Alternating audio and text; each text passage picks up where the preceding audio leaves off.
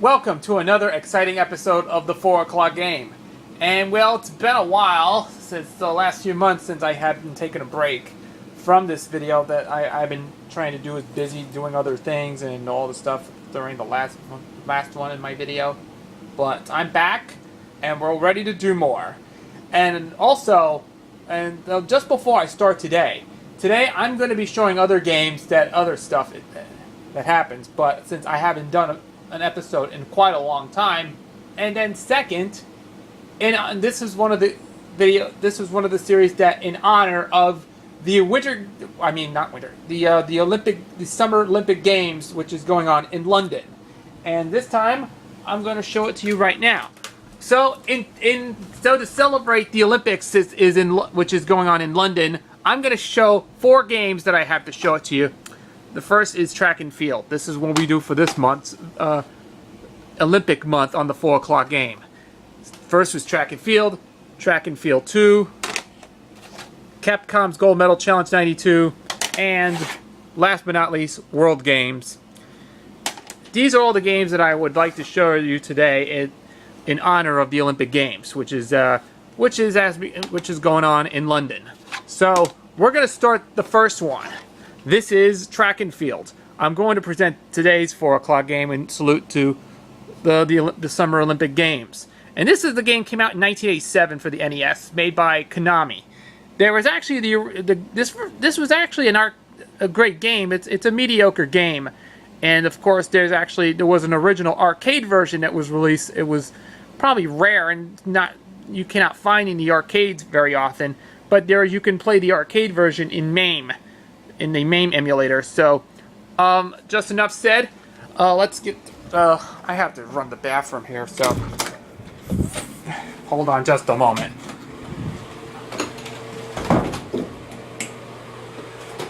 Okay. Sorry I apologize here for a moment.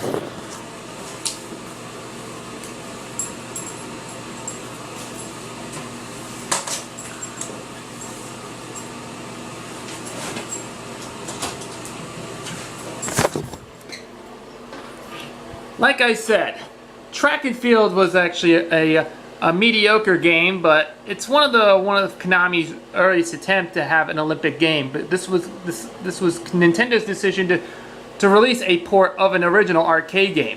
It was originally an arcade game released around that same time, around '86, probably '85, '86 is one of the earlier versions of the arcade, because the arcade game was released. I remember when I was a kid, when I remember seeing in the arcades, the track and field was pretty much of a difficult game, but I have never played the arcade version. I'll have to give it a try sometime in the future for some 4 o'clock game related episodes that I'll plan that on a future episode. And of course, this is actually a rare game. You can't find these very often, but some of this has several events, including archery, long jump, the 100-meter dash. It was like 100-meter dash, hurdles, and then the clay pigeon shooting, and a couple other variety to it. But it's got a lot of variety in this game. So, and then forgot to mention Javelin Throw. I'll play one of those other games that I'm going to be showing it to you, because this game does not have opening and closing ceremonies in the game, but not until Track and Field 2, released on the NES, which was an attempt to have a sequel. So this one is the first one. I have to play this one because I want to show the gameplay of this game, but hopefully I will enjoy that as well. So sit back, relax, have an IV, and enjoy Track and Field for the NES. So I will present to you this one as of right now. So I'll give it a little playthrough, and I will show you. Well, let's go to the screen right now. So we're gonna switch from live video into the game screen. So let's enjoy track and field. So here we go, as Jackie Gleason would say, and away we go.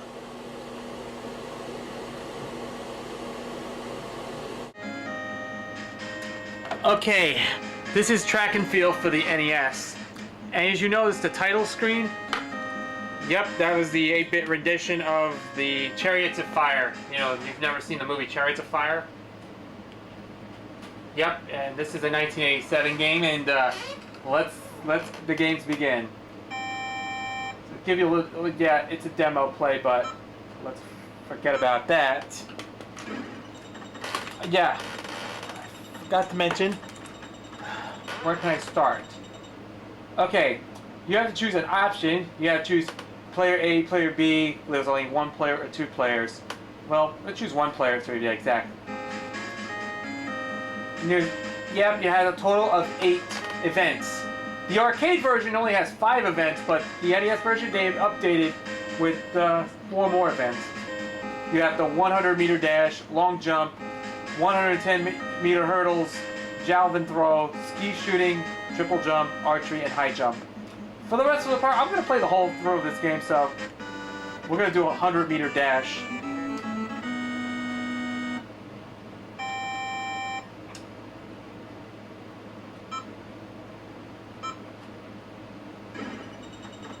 Yep, this is the arcade version had voice synthesized, so he says, "On your mark, get set," and then of course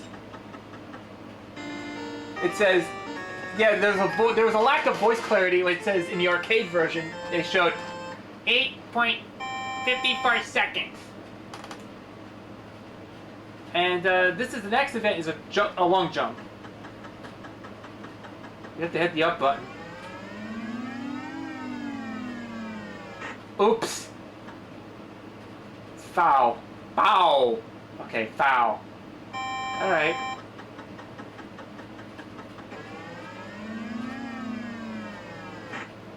Yep. This is actually, it had the world's record like 9.96 meters. Let's go for another, well, give up. Well, foul. That's right, we got a foul. Yep, you get the score. And here's the hurdles. You had to, this is the same thing you do with a 100-meter dash. Oops, that's foul.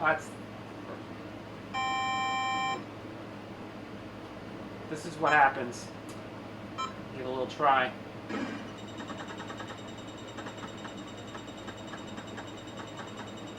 I made it this far.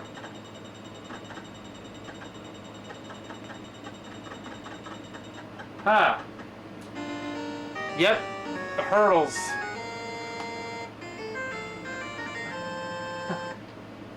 This is a Javelin Throw.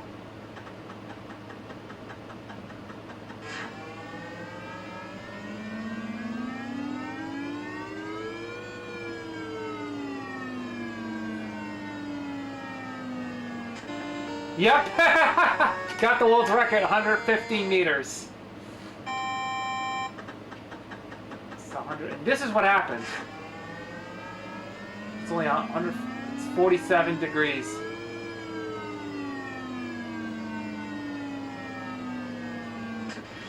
Yep, he's only got 105 meters. 38. Man, that's really easy. And this is what happens. Yep, you hit a you hit a spaceship, and you score like 3,000 points. This is what happens when you get disqualified. Okay. And then that Chariots of Fire music was playing in the background while going to the next event.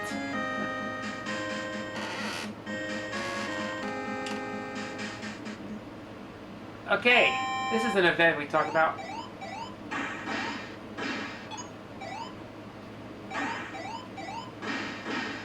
Oh.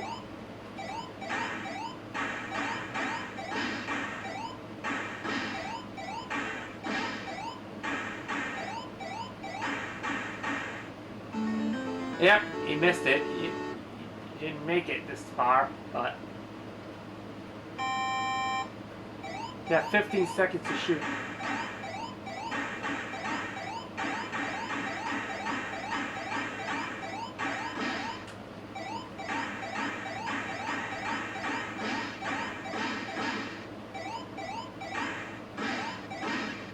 Yep, you get 27. Ha! You got it right, because you only got 27,000 points.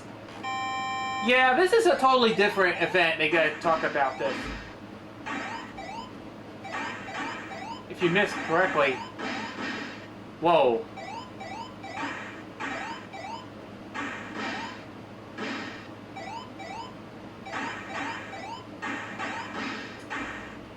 Yep, not bad. You only got 27 chances here, because that's 27 points for him, and yeah, I missed it. Huh. This is a triple jump.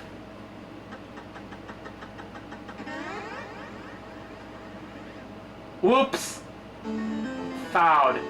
Yep, fouled. That's bad. Okay.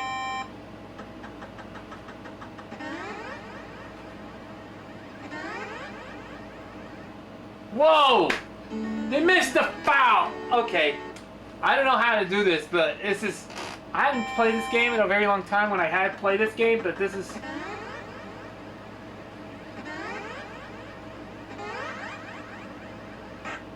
Oh, yeah!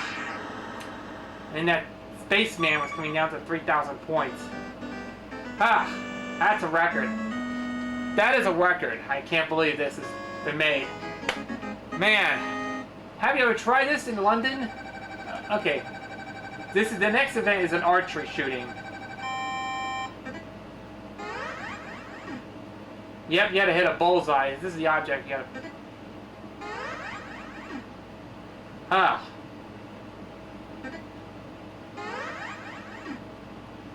Yeah, you gotta hit the...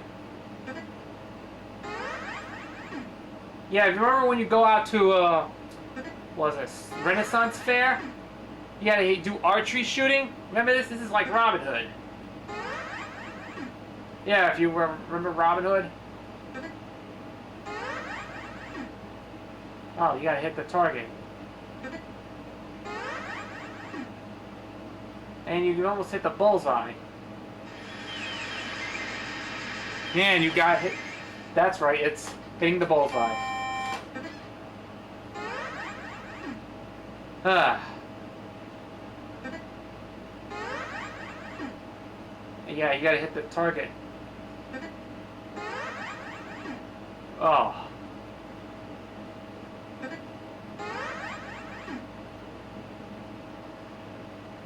You gotta watch, you could time this correctly if you...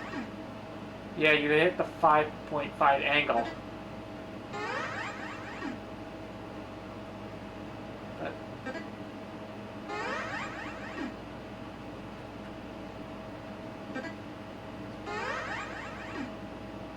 Huh. Yeah, we got... Yeah, second try I did it right. And yep, I got it right this time.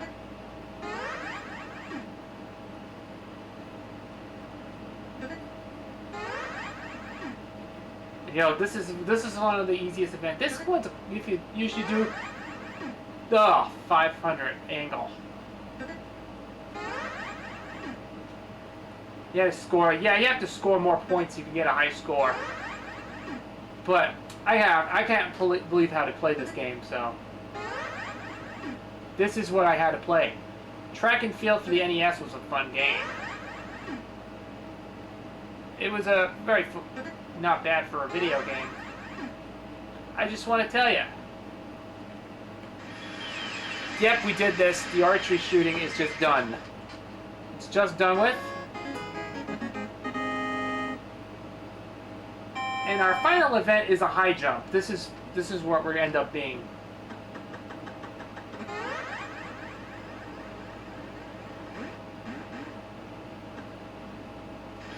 Yeah, remember the arcade version, you had to choose the angle. You had to go up there and choose this angle. This is one of the last events. Yeah, you had to push the up button. I know. You hit the button and you can continue to... This is what happens. This is kind of like it's different than the arcade version. I know. I never played the arcade version of this. Yep, 2.26 meters. And there's that spaceman again. Landed to Earth, and yep, 3,000 points. And that's it. That was high jump. Yeah, and this was the only game that did not use the famous Konami tone, such as yeah, that they later used in Castlevania. And look what happened. Yeah, that's kind of different. I don't know why Konami actually used a different tone, pause sound. Yeah, that was actually one of the earliest attempts to do this because yeah, this is way before they used the Konami tone. That was a more traditional NES game that had in later games like Castlevania, Gradius, Contra, and other games uses the classic Konami tone pause sound. And yeah, that was it. And that's enough of that. Well, after the high jump, it goes back to the 100-meter dash to start all over again. Yeah. But yeah, this game has no ending to this game because it has no opening and closing ceremonies in one of those games. But yeah, but I would look into the next game we'll be doing is just pretty much it. I think it's a very shorter game because it's a short NES game, but I don't know. It's a fun. It's very fun to play, and it's a lot of fun. I hope Konami did a great job. They just they add a few events from the arcade game from the original arcade game and put it in adding new events. They had archery and clay shooting and of course that they adding 2 more events. They have a total of 7. But yeah, it's a pretty much of a good game. But there was one event that was not even included in the NES version where Javelin Throw. That was actually later included in the track and field too, which we'll be talking about in the next game. And there was actually there was one. Yeah, that was Javelin Throw was the only event that did not include it in the NES version. I think that's pretty bad. I don't know why, why they should have included it on the NES game. The arcade version of Javelin Throw was good in the original track and field. And this one, I think the NES didn't include Javelin Throw as an event. So they just because it's too cheap to make. But well, that actually was a pretty good game if you like track and field for the NES.